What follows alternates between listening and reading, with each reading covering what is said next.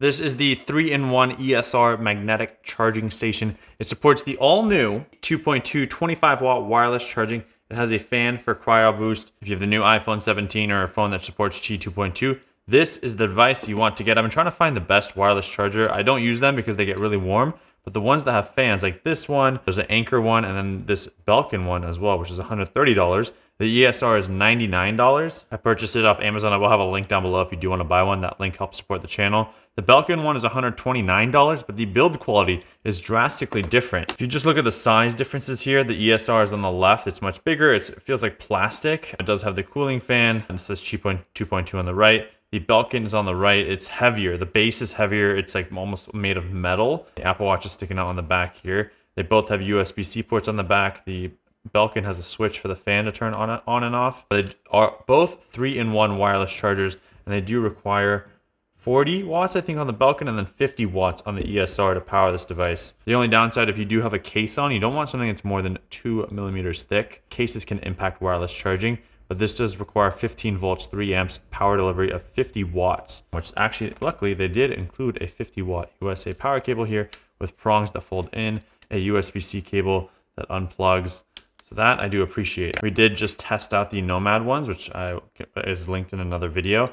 This is a higher build quality. They have an Apple Watch version as well. They do not provide the power delivery brick, which either you already have too many, and I think it could be a waste to include those, or you need it to be able to use this device. So you can kind of go both ways on this. It does include a little Apple Watch thing that plugs into the back, which you can actually unplug and take with you, which is cool. Not sure how valuable it is. I've never heard of ESR, but I wanted to check them out, so I purchased it off Amazon. And this is the USB-C Apple Watch charger. I guess I could plug this into my laptop. You can travel with this. Let's use the power brick they gave us. Plug the Apple Watch USB-C in. The port is pretty narrow. I don't know if it's going to fit. Let's see if this charges. Yep. So now this can be taken anywhere with you to charge your Apple Watch. So if you're traveling, you can just pull it off, which makes it convenient. But it does plug into the back here. There's an indentation. You go ahead and slide that in. It kind of locks into place. And this is what it looks like. It is definitely bigger. It's much lighter. It's made of plastic than the Belkin. The Belkin is probably one of my favorites, and the Anker as well. The earphone status light and CryoBoost, the Qi2.2 25 watt, the fans on the back. So now let's test to see how well this works. I guess one issue is, where am I going to put this? And am I going to lose the cover for the Apple Watch charger?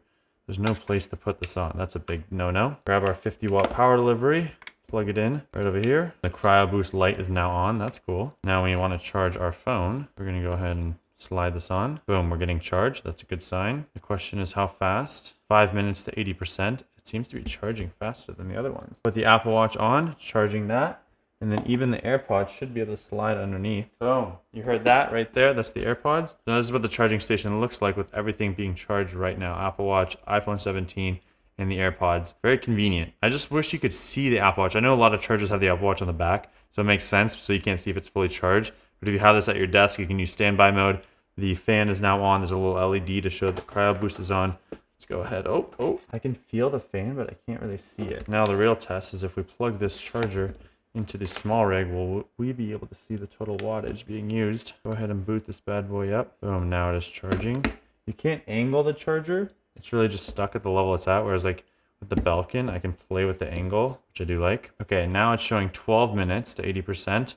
So it's pulling less watts, maybe half. 11 minutes, it's speeding up. So it's probably pulling like 20 watts. And right now it's at 10 watts. Let's see if this number goes up. Okay, as you can see here, it's pulling about 26 watts. So it's speeding up, but it hasn't gotten to the full 50 watts yet. Okay, we're cooking 33 watts. It's looking really good. 35 watts, 37 watts. So I don't know if we'll see past the 40 watt mark because it's charging 3 devices. But the power plug is a 50 watt power plug, which is more than all the other requirements on the other 3-in-1 wireless chargers. So it might use more juice, or it might just be trying to create an extra space of like, hey, we need at least this much power just in case. So overall, the ESR is nice. Like, it's not the world's best.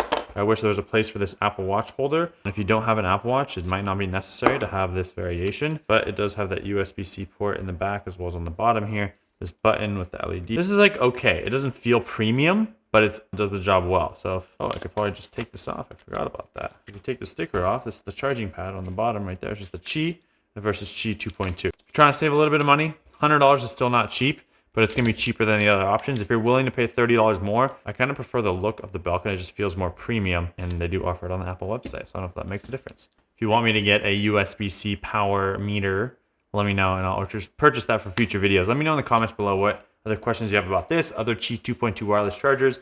Follow me on socials at Sherman Shares. There are links for the products down below till we get our final answer. It's going up. The watts are going up.